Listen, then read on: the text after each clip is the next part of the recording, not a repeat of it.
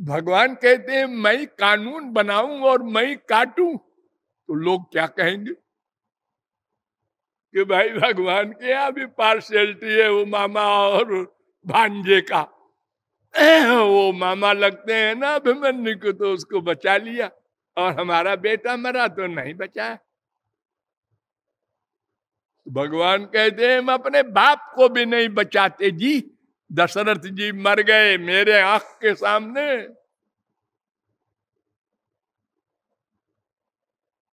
हमने नहीं बचाया।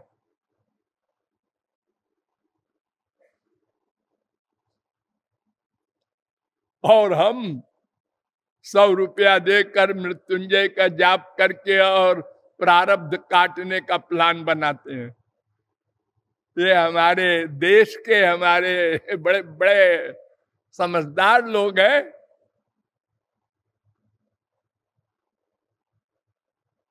तत्वज्ञ नहीं है, वेदों शास्त्रों का तत्व ज्ञान नहीं है, और अगर है भी तो विश्वास नहीं है।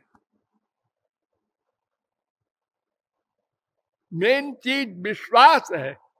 जैसे मैं बार बार आप लोगों से कहता हूं कि वेद से लेकर रामायण तक हर ग्रंथ और हर संप्रदाय का हर संत कहता है भगवान अंदर बैठे हैं और वो नोट कर रहे हैं आपके अच्छे बुरे कर्मों को।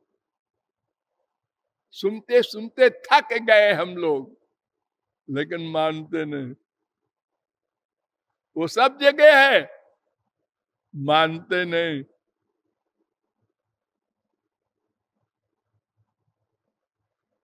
ये सब भ्रम है, अपने को देह मानने के कारण। ऐसे ही प्रमाद होता है, मन की असावधानी। मन चंचल है। इस समय हमारा मन भगवान के प्रति अच्छा है, अगले क्षण में रजोगुणी हो गया, अब डाउन हो गया। अगले क्षण में तमोगुणी हो गया और डाउन हो गया। वो चाहे भगवान के प्रति हो, चाहे गुरु जी के प्रति हो, चाहे बाप माँ के प्रति हो, सब बदलता रहता है। जैसे आप आजकल लाइट होती है ना, लुप्त लुप्त होती रहती है, ऐसे ही हमारा अंतःकरण है। कभी सात्विक, कभी राजस, कभी तामस, अधिक तामस, उससे कम राजस, कभी कभी सात्विक। और दिव्य निर्गुण होने का तो प्रश्न ही नहीं। तो जैसी चित्त वृत्ति हुई वैसे ही निर्णय होता है।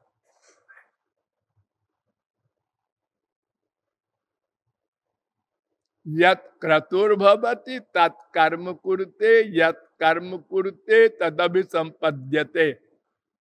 4:4-5 बृहदारण्य को उपनिषद।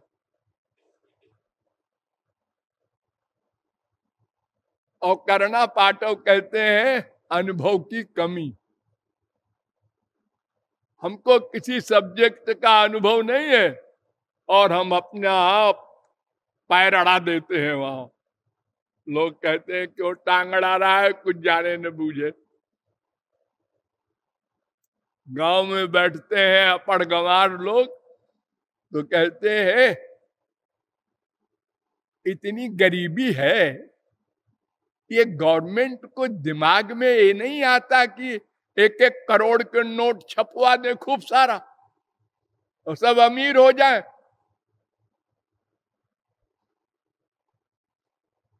उनको बस इतनी अकल है कि नोट छपवा दो 1-1 करोड़ के और खूब बांट दो, सब अमीर हो जाएंगे। लेकिन बड़े रुआब से बोलते हैं, अरे सब मतलबी है, अपना अपना जेब भरते हैं। हम लोगों की राय से करें तो सब 24 घंटे में सब करोड़पति हो जाए हमारे देश के लोग। यानी अनुभव नहीं है, फिर भी हम लोग, भगवान की चर्चा चली हाँ भगवान ऐसा है, भगवान ऐसा है, मुझे सब मालूम है, मैंने गीता पढ़ी है, मैंने भागवत पढ़ी है, वहां भी टांग अड़ा दिया। हम ही से कहते हैं लोग, महाराज जी गीता में तो ऐसा लिखा है, गीता की शक्ल देखा है? नहीं नहीं, हम तो किताब उताब नहीं देखे, और लेक्चर दे रहे हो जगत गुरु को। इतना अहंकार है। भरतियर ने कहा था, यदा किंचिद्योहम द्विपैव मदांध समभवम तदा सर्वज्ञोस्मीत्यभवदवलिप्तम मम मन। और यदा किंचित किंचित गुरुजन सकाशादवगतम तदा मूर्खोस्मीति ज्वर युव मदो में व्यपगता। जब मैं अल्पज्ञ था तो बड़ा अहंकार था। एक श्लोक याद हो गया गीता का उल्टा सीधा, हाँ गीता के ज्ञानी हो गए। एक श्लोक भागवत का याद कर लिया, कहीं से दो चार चौपाई याद कर ली, बस हो गए वक्ता। रुपया दे दिया, टीवी पर बैठ गए बोलने को। अब टीवी वालों को तो मतलब नहीं है क्या नॉलेज है इसमें, क्या बोल रहा है। गवर्नमेंट को कोई मतलब नहीं है कौन क्या बोल रहा है। ये हमारे देश में हो रहा है नाटक। तो ये चार दोष मनुष्यों में है, इसलिए उनसे पूछना मैं कौन मेरा कौन का उत्तर बेकार है। जो सर्वज्ञ हो कोई, इस प्रश्न का उत्तर प्रैक्टिकल जान चुका हो, अरे वो कौन है ये भी बड़ी असंभव सी बात है समझना। तो फिर वेद है हमारे यहाँ, भूतम भव्यम भविष्यंच सर्वम वेदात प्रसिद्धति। वेद हमारे अथॉरिटी है, उनसे पूछना चाहिए। तो वेदों शास्त्रों के द्वारा आपको बताया ये मैं नाम का तत्व जीव कहलाता है। इसका प्रमुख गुण है चेतना। संसार में दो तत्व हैं, एक जड़ एक चेतन। हम लोग चेतन हैं और ये पृथ्वी जल तेज वगैरह ये सब जड़ है। तो ये चेतन और ये जड़, इन दोनों का मूल क्या है जब पता लगाया तो वेदों ने कहा भगवान है एक, उसकी तीन शक्तियां हैं, पराशक्ति, जीव शक्ति, माया शक्ति। तो पराशक्ति के अंश तो भगवान के सब पार्षद हैं, भगवान के सब अवतार हैं, और जीव शक्ति के अंश हम लोग हैं जीव, और माया शक्ति का विकार ये सारा जड़ संसार है। और ये भी बताया वेदों ने कि ये जीव और माया भगवान के सदा अधीन रहते हैं और भगवान से ही गवर्न होते हैं। जीव में जीवत्व की शक्ति भगवान देते हैं, और माया तो जड़ है, उसके सर्वे सर्वाई भगवान है। वो बेचारी क्या कर सकती है बिना भगवान के। तो इस प्रकार ये जीव अनादिकाल से मायाबद्ध होने के कारण अपने को शरीर मानने लगा और अनंत दुख भोग रहा है। अब जब कोई समझदार होने की उसने चेष्टा की, मैं कौन मेरा कौन का उत्तर ढूंढना चाहिए, तो वेदों ने बता दिया कि तुम जीव हो, तुम्हारा भगवान है। वही रिश्तेदार है, सदा साथ रहता है। और संसार के रिश्तेदार सदा साथ नहीं रहते, और जितनी देर साथ रहते हैं स्वार्थ को लेकर। इस पॉइंट को नोट करो, जितनी देर हमारी रिश्ते को निभाते हैं, कब तक? जब तक स्वार्थ सिद्धि हो। और भगवान, उनको हमसे कोई स्वार्थ हो ही नहीं सकता, क्योंकि वो तो परिपूर्ण है, आत्माराम पूर्ण काम परम निष्काम। उनके भक्त हो जाते हैं, उनकी कौन कहे। तो वो ऐसे रिश्तेदार हैं जो हमारे हित के लिए ही सब कुछ करते हैं, उनका अपना कुछ कर्म है ही नहीं।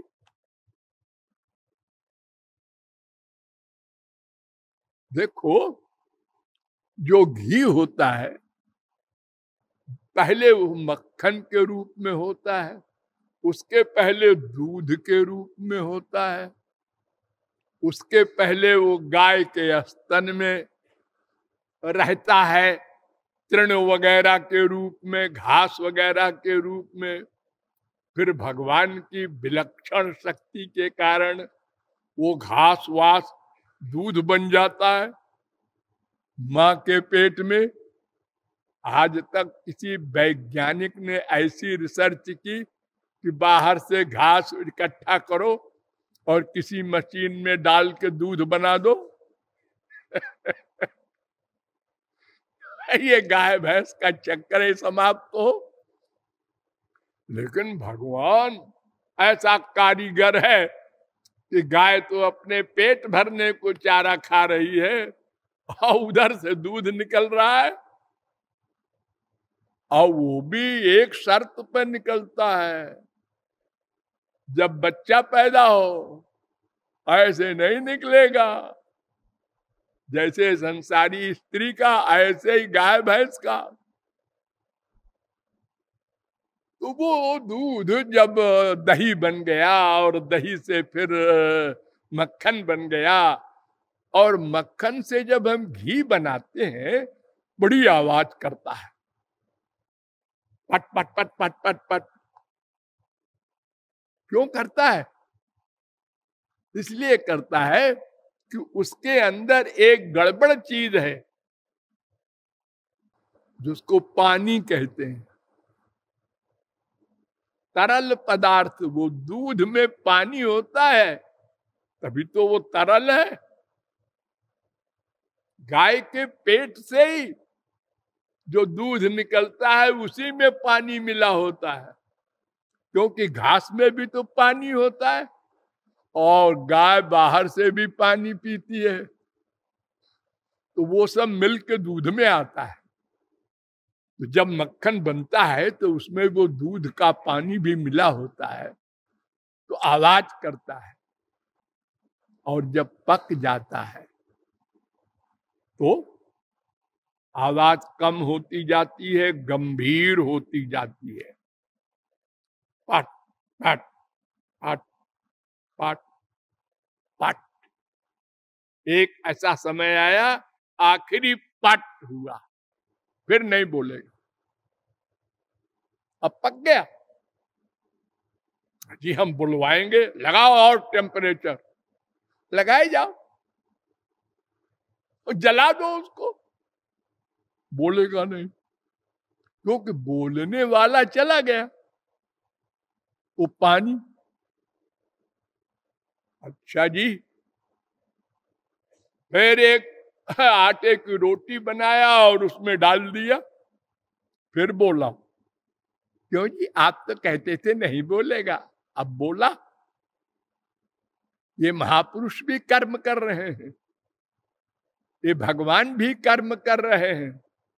आप तो कहते थे वो परिपूर्ण हो गए, अरे वो अपने लिए नहीं कर्म कर रहे हैं, अब वो घी बोल रहा है जो आटे में पानी है उसको पकाने के लिए, जलाने के लिए।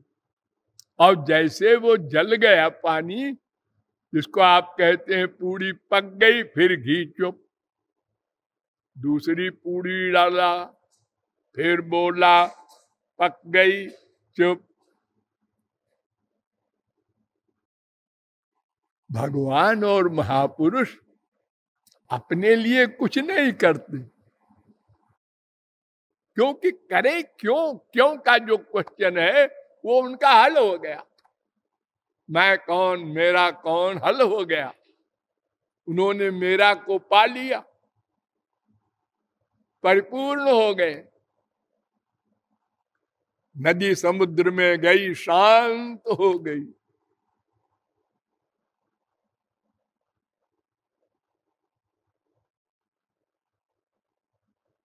तो इस प्रकार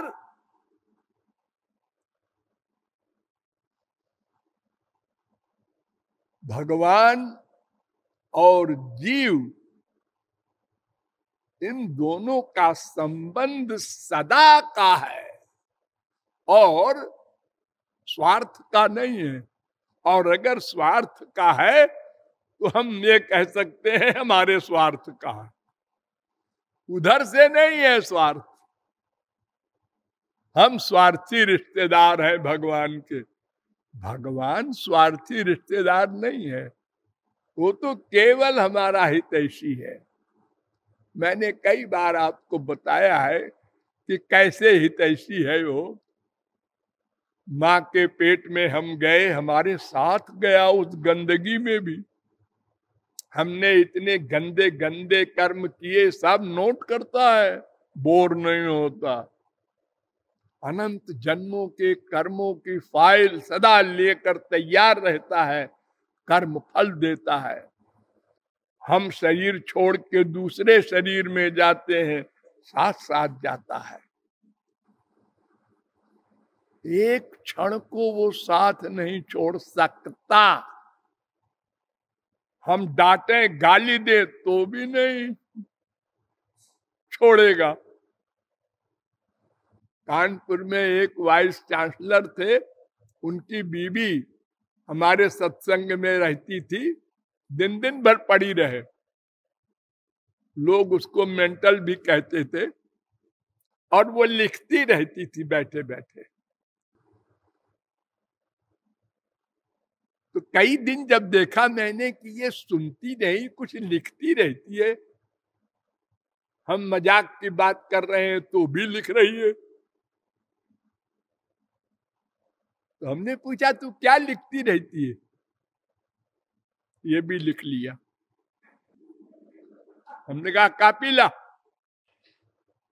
ये भी लिख लिया। तो महाराज जी, महापुरुषों की हर बात लिखी जाती है, फिर उस पर रिसर्च होती है। इस महापुरुष ने क्या कहा, किधर देखा, कैसे बैठा, ये सब बातें नोट करके इसमें बहुत बड़े भविष्य के लाभ निहित है, इसलिए मैं नोट करती हूं।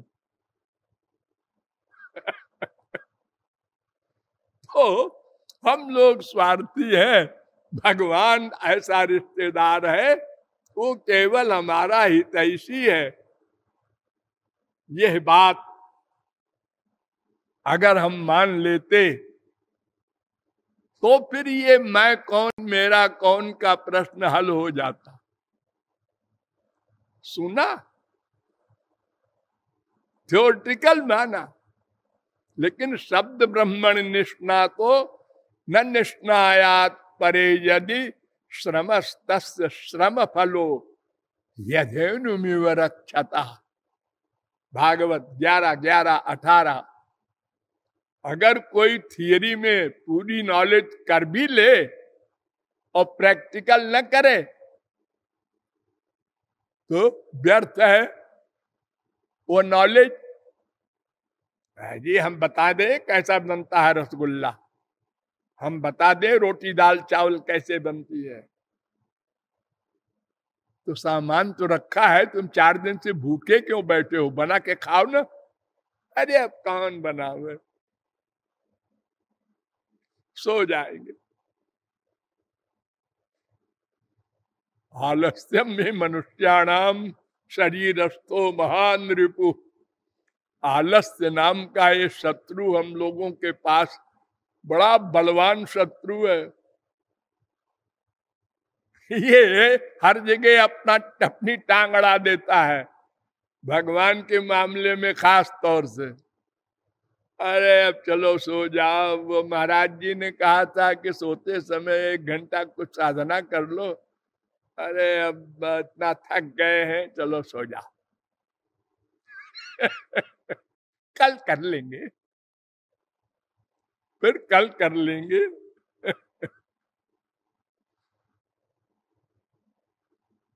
और अपना अगर मामला हो, कोई सांप दिखाई पड़ जाए उसी समय, अब आलस्य नहीं आएगा। ये शरीर की हानि न हो जाए, अब आलस्य नहीं होगा, अपना मामला आ गया। भगवान के मामले में आलस्य कर रहे थे, अब नहीं सोएंगे। ये सांप जब तक पकड़ा न जाए, बाहर न जाए, कमरे में घूम रहा है, चढ़ जाए ऊपर, क्या पता।